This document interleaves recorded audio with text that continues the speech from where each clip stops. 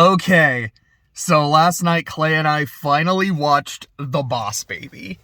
The big one. Like, this is of all the movies in the DreamWorks lineup, like when we were starting this is what Clay and I were both collectively dreading.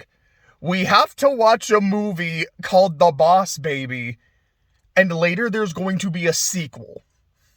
Neither of us wanted to watch, I think it was one of the reasons, we kind of put off doing a DreamWorks marathon for so long. We're there's a lot of movies here that are just kind of mid, and just, we don't think the quality is going to be as good, and I feel like we were kind of right. I feel like for every phenomenal movie DreamWorks has, there's another one or two of just, kind of quality, where it almost kind of balances out.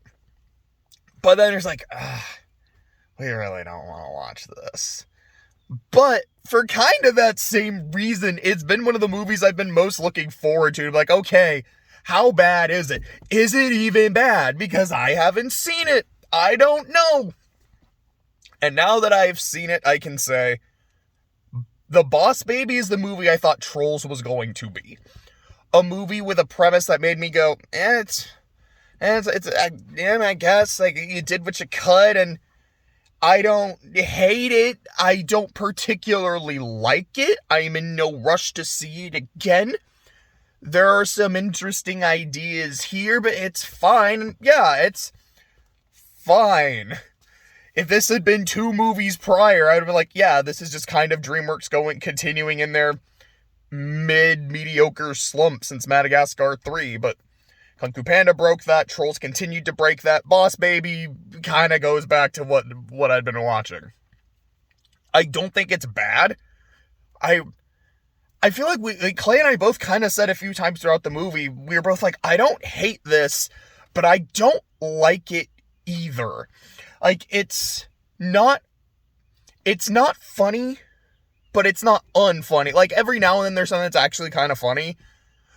But there were rarely parts or points where I went, oh, we're doing that. The movie was almost entirely devoid of, poop and diaper jokes. I actually can't think of an actual poop joke. There's, one diaper joke where he gets put in a diaper at the very start of the movie, which even then was less of a, oh man, there's our diaper joke. Okay, it's almost something that was addressed because of, we have to, and now let's move on and not deal with it again. And I have to respect it for that. It didn't have the lowbrow humor I was honestly expecting.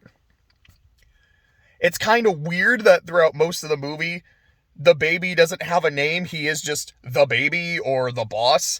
Even the parents don't refer to him as that to me was a little weird, but I didn't hate it or anything. The overall, art style, I think is fine. I don't love it. I don't hate it. It looks all right. It's not like Home where I'm looking at it oh, these things all look ugly. No, these people look fine. There's a lot of baby ass in this movie. That's the one thing, or it's not a poop joke or a diaper joke, but it's yeah, here's just the baby's bare ass. I don't want to see this on my screen. But aside from that, there wasn't, a lot that made me go, Steve Buscemi is in the movie. He's the main antagonist, and anytime he's on screen, it's actually pretty fun.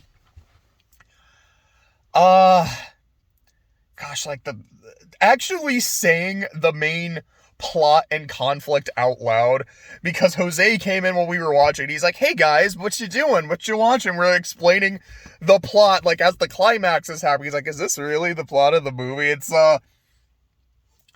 okay, so, I feel I have to say there's a lot of shit in the movie that I think is actually really interesting, and kind of a clever idea. For example, part of the main plot is, there is only so much love in the universe, and it can only be allocated, by this much. People love babies this much. People love puppies this much. And we're starting to realize that people are starting to love puppies a little more than they're starting to love babies. Or it's maybe not to that degree, but they're catching up, and that's a problem. So, Baby Corp is sending one of their upper management babies, our eponymous boss baby, to a family where both parents work for Puppy Corp to learn what the new puppy they're going to unveil is. So they can find a way to stop it so babies can be loved more than puppies. Like, it's fucking insane and absurd. But again, the idea of, like, there's only so much love to go around is actually kind of interesting. And, like, when the main character's name is Timothy Leslie Templeton. Is it Leslie? Yeah, Leslie, and then the other one is Lindsay. And, yeah, he'll get called Tim, Templeton, and Leslie throughout the movie, which I kind of enjoyed that. And there's a point where, like, he's confronting the boss for essentially the first time, and he's explaining it to him. He's like, yeah, so this is how it works. Before I came, you had all the love and all the attention. Now that I'm here, I get this much attention, and I get this much love, and oh look, now there's none left for you. You're being replaced. You're old news. You're 7 years old. You're old as shit. They don't care about you. They care about me. But I'm only here to do a job, and when I'm done with the job, I can leave. And, like, when they're actually, like, getting into that, I thought it was, like, that's kind of an interesting idea. Anytime, because Tim has an overactive imagination, and whenever you're getting to those imagine spots, the visuals go from, yeah, this looks fine, to, like, this looks really good. Like, it's very overly stylized. I think they're really cool. And the thing I genuinely love about the movie, which is not something I thought I would be saying about a movie called The Boss Baby, but what I genuinely love about it is the implication that literally none of this is happening. This is Tim, as an adult, and as you kind of see, like, at the end of the movie, it's like he is telling his daughter the story of, this is how I got my little brother, because you are about to be getting a little sister. And he's telling the story, and as he even says at the end, he's like, yeah, but this is how I remember it. And like the entire movie, I'm like, this kid is an overactive imagination. Probably nothing is happening. This is just him interpreting, yeah, so a baby, like, you know, my parents got a new baby, I had a little brother, and he was essentially the boss of the house. You know, whenever he was crying, everyone had to attend to him, and they had no time for me. They had, like, no, it's not that they didn't love me anymore, but I was kind of afraid that maybe they didn't, because this thing was getting all the love and affection. And this is just kind of how his mind interprets it, and this is how he remembers interpreting it.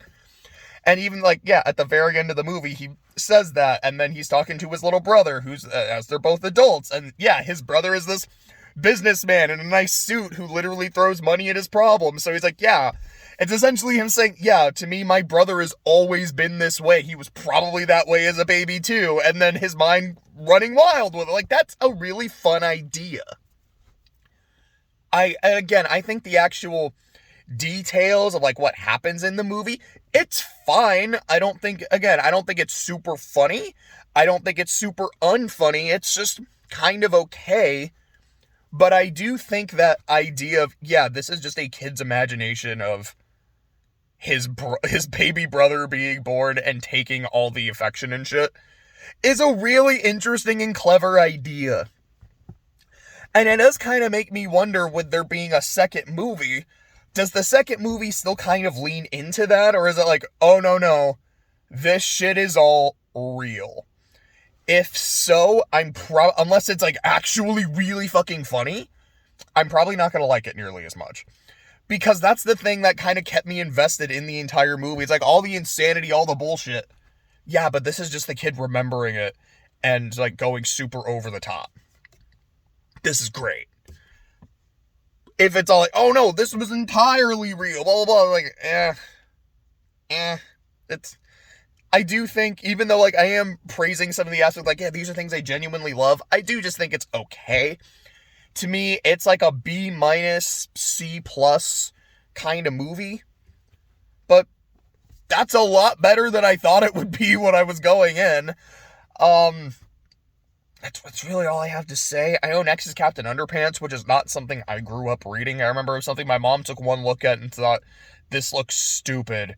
The answer is no. So I don't really have a basis for it.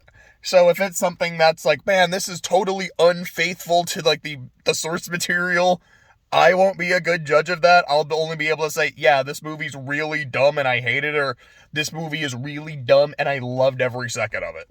We'll see. I don't know if we'll watch it tonight, but hopefully we'll get through it pretty soon. We are in the single digits. There's 9 movies left. And I know we're going to do a double feature with Spirit 2 and Boss Baby 2. So we'll get through them a little bit quicker. Hopefully by like I don't know if I'd say the first week of April. That might be a little too optimistic, but hopefully by like the Ides of April, we'll be done with DreamWorks.